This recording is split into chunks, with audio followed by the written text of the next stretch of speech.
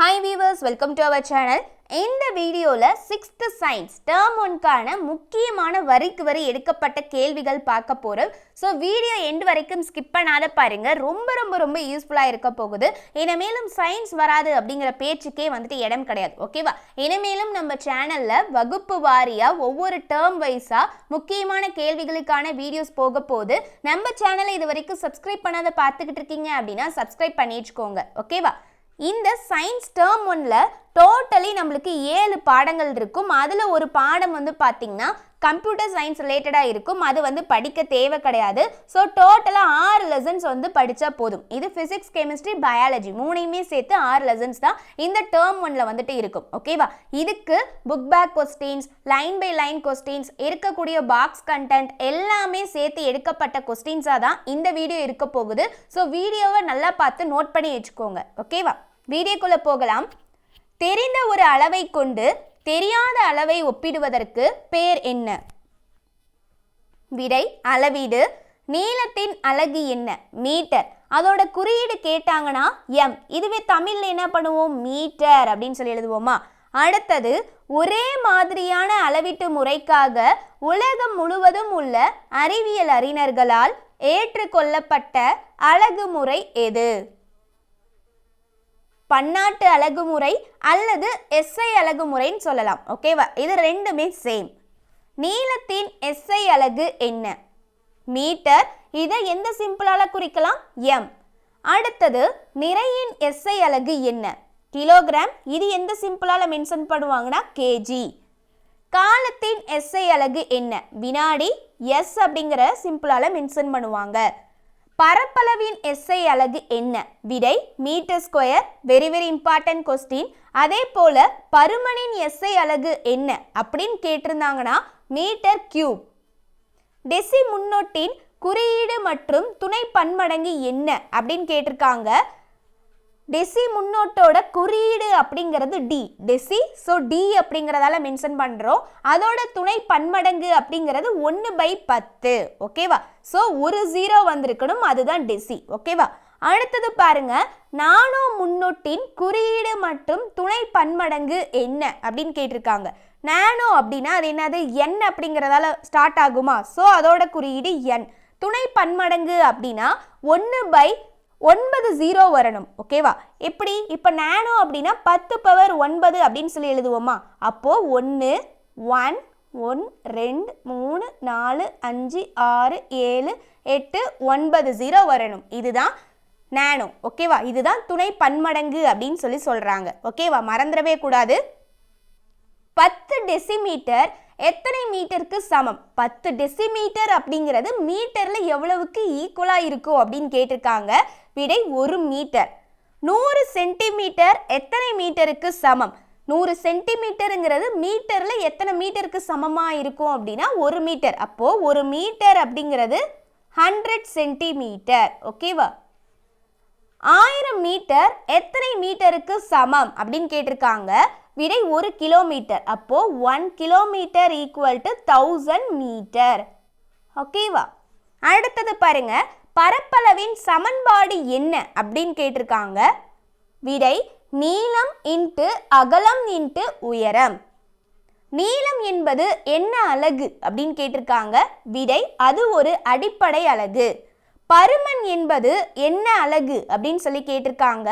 அது ஒரு வழி அலகு. பருமன் அப்படிங்கிறது வழி அலகு. நீளம் என்பது அடிப்படை அலகு. திரவத்தின் பருமனானது பொதுவாக என்ன அலகில் அளவிடப்படுகிறது? விடை லிட்டர். ஓகேவா? திரவம்னா என்ன? லிக்விட். இப்போ வாட்டர் இருக்குன்னா என்ன சொல்லுவோம்? அதை வந்துட்டு 2 லிட்டர்ஸ் வாட்டர். அதே மாதிரி ஜூஸ்னா என்ன சொல்லுவோம்? 2 லிட்டர் ஜூஸ் கொடுங்க அப்படி சொல்லி கேட்குறோம் இல்லையா? ஸோ அதோட டென்சிட்டியை வந்து என்னன்னு சொல்லுவாங்கன்னா லிட்டர் அப்படின்னு தான் சொல்லுவாங்க. டென்சிட்டி கிடையாது, அதோட வெயிட். ஓகேவா? இவ்வளோ வேணும் அப்படிங்கிறத லிட்டர் கணக்கில் தான் சொல்லுவாங்க. ஓகேவா? அடுத்தது, 1 மில்லி மீட்டர் கியூப் என்பது எத்தனை மைக்ரோ லிட்டருக்கு சமம் அப்படின்னு கேட்டிருக்காங்க. விடை 1 மைக்ரோ லிட்டர். 1 மீட்டர் கியூப் என்பது எத்தனை கிலோ லிட்டருக்கு சமம்? விடை 1 கிலோ லிட்டர். டேஸ் என்பது ஒரு பொருளில் உள்ள பருப்பொருளின் அளவை ஆகும். விடை நிறை. நிறை என்பது ஒரு பொருளில் உள்ள பருப்பொருளின் அளவை. டேஸ் என்பது நிறையின் மேல் செயல்படும் புவியீர்ப்பு விசையாகும். விடை எடை. எடை என்பது நிறையின் மேல் செயல்படும் புவியீர்ப்பு விசை. ஓகேவா? அடுத்தது பாருங்க, ஒரு டன் எத்தனை கிலோகிராமுக்கு சமம் அப்படின்னு கேட்டிருக்காங்க. விடை 1000 கிலோகிராம். ஒரு டன் அப்படிங்கிறது 1000 கிலோகிராம். ஓகேவா? இப்போ இதுவே நம்ம கிட்ட வந்து 2 டன்க்கு வந்து கால்குலேட் பண்ண சொல்லி கேட்டிருக்காங்க அப்படின்னா, ஒரு டன்க்கு 1000 கிலோகிராம்னா 2 டன்க்கு என்னது 2 × 1000 2000 கிலோகிராம். ஓகேவா? ஸோ இப்படி தான் வந்து கால்குலேட் பண்ணணும். அடுத்தது, மெட்ரிக் முறை அலகுகள் அல்லது திட்ட அலகுகள் எப்போது உருவாக்கப்பட்டது? விடை 1790ஆம் ஆண்டு. இந்தியாவில் தேசிய இயற்பியல் ஆய்வகம் எங்குள்ளது? விடை புதுடெல்லி. இம்பார்ட்டன்ட் கொஸ்டின், ஒரு டைம் எக்ஸாமில் கேட்டிருக்காங்க. முழுமையான மனம் மற்றும் உடல் நலத்தை குறிக்கும் சொல் எது? விடை நலம். உணவில் உள்ள வேதிப்பொருட்களின் அடிப்படையில் சத்து பொருட்கள் எத்தனை வகைகளாக பிரிக்கப்பட்டுள்ளன? விடை 6 வகைகளாக பிரிக்கப்பட்டுள்ளன. உணவில் ஸ்டார்ச் வடிவில் கார்போஹைட்ரேட் உள்ளதா என சோதனை செய்ய பயன்படும் கரைசல் எது? விடை அயோடின் கரைசல். முழு தானியங்கள், கொட்டை உணவுகள் முதலிய மூலப்பொருட்களில் கார்போஹைட்ரேட்டுகளின் வடிவம் எவ்வாறு உள்ளது அப்படின்னு சொல்லி கேட்டிருக்காங்க. ஓகேவா? எப்படி இருக்கும் அப்படின்னா நார்ச்சத்து உணவு வடிவத்தில் இருக்கும். அதிகமான புரதம் உள்ள உணவு எது அப்படின்னா விடை சோயாபீன்ஸ். ஆரோக்கியமான கண் பார்வை மற்றும் தோலிற்கு தேவையான வைட்டமின் எது? Very very important question. இப்போ எல்லாமே வைட்டமின் ரிலேட்டடாக நம்ம கொஸ்டின்ஸ் பார்ப்போம். இதிலிருந்து கட்டாயமாக கேள்விகள் வரும். ஸோ நல்லா நோட் பண்ணிக்கோங்க. விடை வைட்டமின் ஏ. ஆரோக்கியமான கண் பார்வை மற்றும் தோலிற்கு தேவையான வைட்டமின் எது அப்படின்னு சொல்லி கேட்டாக்க அதற்கான விடை வைட்டமின் ஏ. ஓகேவா? அடுத்தது, ஆரோக்கியமான நரம்பு மற்றும் இரத்த சிவப்பு அணுக்கள் ஆகியவற்றிற்கு தேவைப்படும் வைட்டமின்னு கேட்டாங்கன்னா வைட்டமின் பி. நல்லா கவனிங்க. ஆரோக்கியமான நரம்பு மற்றும் இரத்த சிவப்பு அணுக்கள் ஆகியவற்றிற்கு தேவைப்படும் வைட்டமின் எது? Vitamin B. அடுத்தது, பல் ஈறுக்கள் மற்றும் நோய் எதிர்ப்பு திறனிற்கு தேவைப்படும் வைட்டமின் எது? விடை வைட்டமின் சி. நீங்கள் வந்து நிறைய பேத்துக்கு வந்து பார்த்துருக்கலாம். ஓகேவா? வைட்டமின் சி அப்படின்னா ஸ்கர்வி அப்படின்னு சொல்லுவாங்க. இப்போது நம்ம பல்லோட ஈரில் வந்து பிளட்டு வந்துட்டு இதாகிற மாதிரியும் நிறைய பேத்துக்கு வந்துட்டு பல் வந்துட்டு டேமேஜாக இருக்க மாதிரி இருக்கும். ஓகேவா? ரத்த கசிவு வர மாதிரி இந்த மாதிரி நோய்கள்லாம் வந்து பார்த்திங்கன்னா இந்த வைட்டமின் சி குறைபாட்டால் ஏற்படக்கூடிய நோய் தான். ஓகேவா? அடுத்தது, சுண்ணாம்பு சத்து உறிஞ்சுதலுக்கு தேவைப்படும் வைட்டமின் எது அப்படின்னு கேட்டிருக்காங்க. விடை வைட்டமின் டி. ஓகேவா? கால்சியம் சத்து வந்து அதிகமாக இருக்கும் வைட்டமின் டி அப்படின்னா. இனவிருத்திக்கு தேவைப்படும் வைட்டமின் எது? விடை வைட்டமின் இ. ஓகேவா? ரொம்ப ரொம்ப இம்பார்ட்டன்ட். சுண்ணாம்பு சத்து உறிஞ்சுதலுக்கு வைட்டமின் டி. பல் ஈறுகள் சம்பந்தப்பட்ட நோய்னா அது வைட்டமின் சி. ஓகேவா? ரத்தம் உறைதலுக்கு தேவைப்படும் வைட்டமின் ஏ எது அப்படின்னா வைட்டமின் கே. ஓகேவா? Very very important. ரத்தம் உறைதலுக்கு இப்போ வந்து பார்த்தீங்கன்னா நம்மளுக்கு ஒரு இடத்துல காயம் பட்டிருக்கு. அப்போ என்ன வரும்? ரத்தம் தான் வரும். ரத்தம் வந்துச்சுன்னா என்ன ஆகும்? அந்த இது வந்துட்டு கொஞ்ச நேரத்தில் நீங்கள் வந்து பார்ப்பீங்க உறைஞ்சு போயிடும். அதாவது கட்டித்தன்மை வந்து ஆயிரும். ஓகேவா? ஃபஸ்ட்டு வரும்போது அப்படியே ஒரு ரெட்டிஸாக வரும். கொஞ்ச நேரம் கழிச்சு பார்த்தீங்கன்னா அப்படியே திக் ரெட்டாக வந்து உறைஞ்சு போன மாதிரி ஆயிரும். ஓகேவா? அது எந்த காரணம் அப்படின்னு பார்த்தீங்கன்னா இந்த வைட்டமின் கேவால தான். ஓகேவா? அடுத்தது, வைட்டமின் ஏ குறைபாட்டினால் ஏற்படக்கூடிய நோய் எதுன்னு கேட்டிங்கன்னா மாலைக்கண் நோய். ஓகேவா? அடுத்தது, வைட்டமின் பி. வைட்டமின் பி அப்படின்னா அதால் ஏற்படக்கூடிய நோய் பெரிபெரி. வைட்டமின் குறைபாட்டால் ஏற்படும் நோய் என்னன்னா பெரிபெரி. வைட்டமின் சி குறைபாட்டால் ஏற்படும் நோய்னா ஸ்கர்வி. வைட்டமின் டி குறைபாட்டால் ஏற்படும் நோய்னா ரிக்கட்ஸ். வைட்டமின் இ குறைபாட்டால் ஏற்படும் நோய்னா நரம்பு தளர்ச்சி, பார்வை குறைபாடு, மலட்டுத்தன்மை. வைட்டமின் கே குறைபாட்டால் ஏற்படக்கூடிய நோயின்னு கேட்டிங்கன்னா ரத்தம் உறையாமை, எலும்பு பற்கள் பலவீனம். இது எல்லாமே வந்து பார்த்திங்கன்னா வைட்டமின் கே தான் வந்துட்டு காரணம். ஓகேவா? ஸோ இது எல்லாமே நம்ம வந்து வைட்டமின்க்கு வந்து பார்த்தோம். இந்த வைட்டமின் குறைபாட்டால் ஏற்படக்கூடிய நோயும் வந்து பார்த்துட்டோம். ஓகேவா? ரத்தம் உறையாமைக்கு மெயினாக வந்துட்டு ப்ளே பண்ணக்கூடிய வைட்டமின் இது வைட்டமின் கே. ஓகேவா? அடுத்தது, எத்தனை முக்கியமான வைட்டமின்கள் உள்ளன அப்படின்னா 6 இருக்கு. என்னென்னா வைட்டமின் ஏ. வைட்டமின் ஏ எதுக்கு பார்த்தோம்? மாலைக்கண் நோய்க்கு பார்த்தோம். அடுத்தது வைட்டமின் பி. இது எதுக்கு பார்த்தோம்? பெரிபெரி. வைட்டமின் சி இது scurvy, vitamin D rickets, vitamin E வந்து எதுக்கு பார்த்தோம் அப்படின்னா அதாவது நரம்பு தளர்ச்சி, பார்வை குறைபாடு, இந்த மாதிரி இதெல்லாம் வைட்டமின் ஈயால நடக்குதுங்க. ஓகேவா? அடுத்தது வைட்டமின் கே அப்படின்னா அதுக்கு மெயினான ரீசன் ரத்தம் உறையாமை, இந்த நோய்க்கு இந்த வைட்டமின்லாம் இருக்கு. ஸோ முக்கியமான வைட்டமின்கள்னு கேட்டாங்கன்னா இந்த 6 தான். ஓகேவா? அடுத்தது கொழுப்பில் கரையும் வைட்டமின்கள் என்று அழைக்கப்படுவது எது? விடை ஏ டி இ கே. டோட்டலாக 6 வைட்டமின்கள், முக்கியமான வைட்டமின்கள் இருக்கு. அதில் கொழுப்பில் கரையும் வைட்டமின்கள் அப்படின்னு கேட்டாங்கன்னா ஏ டி இ கே. ஓகேவா? அடுத்தது பாதுகாப்பு உணவுகள் என்று அழைக்கப்படுபவை. விடை தாது உப்புக்கள். தைராய்டு ஹார்மோன் உற்பத்தி பணிகளுக்கு தேவைப்படும் தாது உப்பு எது? விடை அயோடின். ஓகேவா? இந்த அயோடின் உப்பு தேவைப்படுகிறது. சமீபத்தில் இந்தியாவில் நடத்தப்பட்ட ஆய்வின்படி எத்தனை குழந்தைகள் உடல் பருமனாக இருக்கிறார்கள் அப்படின்னா 14.4 மில்லியன் குழந்தைகள் இருக்கிறாங்களாம். ஓகேவா?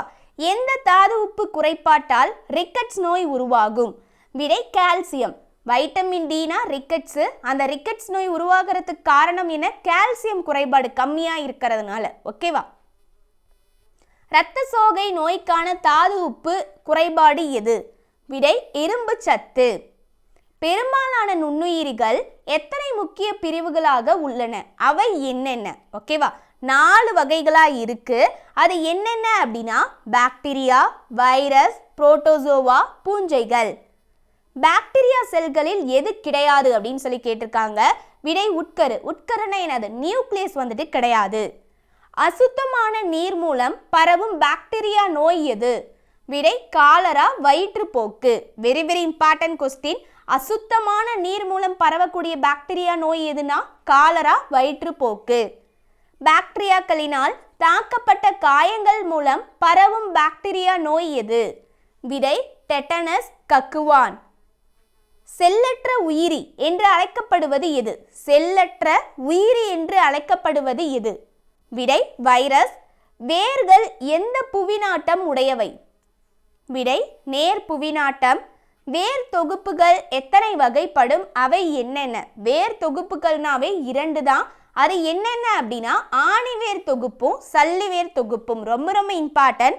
அடுத்தது பாருங்க, எந்த தாவரங்களில் ஆணிவேர் தொகுப்பு காணப்படுகிறது? விடை இருவித்திலை தாவரத்துல காணப்படுது. சல்லிவேர் தொகுப்பு எந்த தாவரங்களில் காணப்படுகிறது? விடை ஒரு வித்திலை தாவரங்கள்ல காணப்படுது. ஓகேவா? வேர் தொகுப்புனா டோட்டலா 2 இருக்கு. அது சல்லிவேர் தொகுப்பும் ஆணிவேர் தொகுப்பும். ஓகேவா? அந்த ஆணிவேர் தொகுப்புங்கிறது எந்த தாவரங்கள்ல காணப்படுதுன்னா இரு வித்திலை தாவரங்கள்ல காணப்படுது. சல்லிவேர் தொகுப்பு எந்த தாவரங்கள்ல காணப்படுகிறதுனா ஒரு வித்திலை தாவரங்கள். ஓகேவா? இதுவே பாருங்க, சல்லிவேர் தொகுப்பு எந்தெந்த தாவரத்துல காணப்படுதுன்னு சொல்றோம் பாருங்களேன். நெல்லு, புல், மக்காச்சோளம். ஓகேவா? ஸோ சல்லிவேர் தொகுப்பு அப்படிங்கிறது ஒரு வித்திலை தாவரங்கள்ல காணப்படும் சொல்லியாச்சு. அதுக்கான எடுத்துக்காட்டு தான் இந்த நெல், புல், மக்காச்சோளம். தண்டில் இலைகள் தோன்றும் பகுதிக்கு என்ன பெயர்? விடை கணு அப்படின்னு சொல்லுவாங்க. தண்டின் நுனியில் தோன்றும் மொட்டு எவ்வாறு அழைக்கப்படும்? விடை நுனி மொட்டு. இலைகள் பசுமை நிறத்தில் உள்ளதற்கான காரணம்? விடை பச்சை நிறமிகளான பச்சையம். ஓகேவா? இலைகள் வந்து பச்சை நிறத்துல நல்லா அப்படியே செழிப்பா காணப்படுது இல்லையா? அதுக்கான காரணம் வந்து பார்த்தீங்கன்னா பச்சையம். எந்த தாவரத்தின் இலைகள் 3 மீட்டர் விட்டம் வரை வளரும்? விடை விக்டோரியா அமேசோனிகா. விதை அமைந்திருக்கும் தன்மையில் தாவரங்களை எத்தனை வகைகளாக பிரிக்கலாம்? அவை என்னென்ன அப்படின்னா 2 வகைகளா பிரிக்கலாம். எப்படி பிரிக்கிறாங்கன்னா மூடிய விதை தாவரங்கள்னும் திறந்த விதை தாவரங்கள்னும் 2ஆ பிரிக்கிறாங்க. உலகில் உள்ள மிக நீளமான நதி எது? விடை நைல் நதி. நைல் நதியின் நீளம்? விடை 6650 கிலோமீட்டர். இதுவே இந்தியாவில் மிக நீளமான நதி எதுனா விடை கங்கை. இதோட நீளம் வந்து பார்த்தீங்கன்னா 2565 கிலோமீட்டர். ஓகேவா? 2525 கிலோமீட்டர். ஓகேவா? நைல் நதினா 6650, கங்கை நதி அப்படின்னா 2525. உலகில் எத்தனை சதவீதம் நிலவாழிடங்கள் உள்ளன? விடை 28%. பூமியில் சுமார் எத்தனை சதவீதம் பாலைவனம் உள்ளது? விடை 20% பாலைவனம் உள்ளது. எப்போது உலக வாழிட நாள் அனுசரிக்கப்படுகிறது? விடை அக்டோபர் மாதம் முதல் திங்கட்கிழமையில. ஓகேவா, அக்டோபர் மாதம் ஸ்டார்டிங்ல இருக்கக்கூடிய ஃபர்ஸ்ட் திங்கட்கிழமை தான் அனுசரிக்கப்படுகிறது. ஓகேவா. அடுத்தது, ரயில் கற்றாழை என அழைக்கப்படும் தாவரம் எது? விடை அகேவ். எடை உள்ளதும் இடத்தை அடைத்து கொள்வதும் எவ்வாறு அழைக்கப்படும்? விடை பருப்பொருள்கள். பருப்பொருட்கள் எத்தனை நிலைகளில் காணப்படுகிறது? 3 நிலைகளில் காணப்படுகிறது. அது என்னென்ன அப்படின்னா திண்மம், திரவம், வாயு.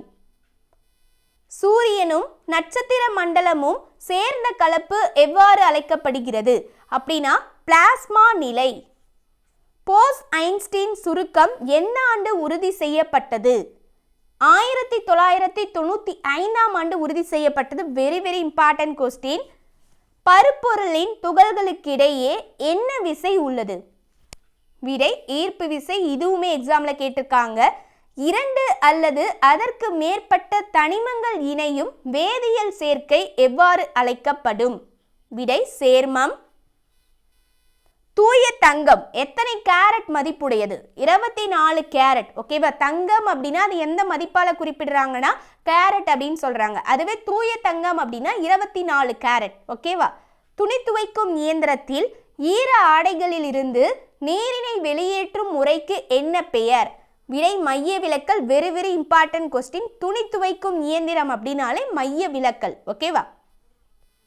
பூமியானது மேற்கிலிருந்து கிழக்காக சுற்ற வேண்டும் என ஆராய்ந்த இந்தியாவின் பழங்கால வானியலாளர் யார்? விடை ஆரியப்பட்டா. இயக்கம் எத்தனை வகையாக பிரிக்கப்படுகிறது? விடை 4. அலைவு இயக்கம், கால ஒழுங்கு இயக்கம்லாம் பார்த்துருப்பீங்க இல்லையா? ஸோ அதுதான். ஒரு பொருள் அதன் அச்சினை மையமாக கொண்டு இயக்கும் இயக்கம் எது? ஒரு பொருள் அதன் அச்சினை மையமாக கொண்டு இயக்கும் இயக்கம் எது அப்படின்னு கேட்டிருக்காங்க. விடை தற்சுழற்சி இயக்கம். அதோட அச்சியே மையமாக கொண்டு இயங்குது அப்படின்னா அது தற்சுழற்சி இயக்கம். அலைவு இயக்கம் அனைத்துமே என்ன இயக்கமாக அமையும்? விடை கால ஒழுங்கு இயக்கம். சிறுத்தையானது சராசரியாக எவ்வளவு வேகத்தில் ஓடும் அப்படின்னா 112 கிலோமீட்டர் பெர் மணி. ஓகேவா. மணிக்கு 112 கிலோமீட்டர் வேகத்தில் ஓடுமா. ஓகேவா. உயிரினங்கள் எந்த மிகச்சிறிய செயல்படும் அலகுகளால் ஆனவை? விடை செல். அமீபா தனது உணவை எதன் மூலம் செரிமானம் அடைய செய்கிறது? விடை உணவு குமிழ். பாரமிசியம் எங்கு வாழும் ஒரு செல் உயிரினமாகும்? விடை நீர். பல்லிகள் எதன் மூலம் சுவாசிக்கின்றன? விடை நுரையீரல்கள். பறவைகள் எதன் மூலம் சுவாசிக்கின்றன? விடை நுரையீரல்கள். ஒட்டகம் எவ்வாறு அழைக்கப்படுகிறது? பாலைவன கப்பல். குளிர்கால உறக்கத்திற்கான எடுத்துக்காட்டாக உள்ள விலங்கு எது? விடை ஆமை. Very very important. அதே போல கோடைக்கால உறக்கத்திற்கான எடுத்துக்காட்டாக உள்ள விலங்கு எதுனா நத்தை. குளிர்காலம்னா ஆமை, கோடைக்காலம்னா நத்தை. எப்பொழுதும் நீர் அருந்தாத விலங்கு எது? விடை கங்காரு எலி. தமிழகத்தின் மாநில விலங்கு எது? நீலகிரி வரையாடுகள். ஓகே கைஸ், இந்த வீடியோவில் கம்ப்ளீட்டாக 6th சயின்ஸ் ஃபர்ஸ்ட் டேர்மில் உள்ள கொஸ்டின்ஸை நம்ம லைன் பை லைனாக கவர் பண்ணியாச்சு. ஸோ இதை தாண்டி நீங்கள் எங்கேயுமே போய் படிக்க தேவையில்ல. வீடியோ கண்டிப்பாக உங்களுக்கு யூஸ்ஃபுல்லாக இருந்திருக்கும். வீடியோ பிடிச்சிருந்து அப்படின்னா லைக் பண்ணுங்கள். அதே மாதிரி நம்ம சேனலை இது வரைக்கும் சப்ஸ்கிரைப் பண்ணாத இருக்கீங்க அப்படின்னாலும் சப்ஸ்கிரைப் பண்ணி வச்சுக்கோங்க. இதே போல் தமிழுக்குமே நியூ புக் அண்ட் ஓல்டு புக்குக்கு லைன் பை லைன் கொஸ்டின்ஸ்க்கான வீடியோஸ் போட்டிருப்போம். அதே மாதிரி நீங்கள் ஒரு டேர்ம் முடிச்சிங்கன்னா அதுக்கு ப்ராக்டிஸ் பண்ணுறதுக்கான கொஸ்டின்ஸ் வீடியோவுமே போட்டிருப்போம். அதுக்கான லிங்க்கில் டிஸ்கிரிப்ஷனில் கொடுத்துறேன். பார்க்காத இருக்கவங்க பார்த்துக்கோங்க. ஓகேவா. அதே மாதிரி குரூப் 4க்கான ஃப்ரீ டெஸ்ட் பேட்ச் போய்கிட்டு இருக்கு. அதுக்கான டெலிகிராம் சேனல் லிங்க் நான் டிஸ்கிரிப்ஷன்ல கொடுத்துறேன். ஜாயின் ஆகாத இருக்கவங்க ஃபாஸ்டா ஜாயின் ஆகிக்கோங்க. தேங்க்யூ.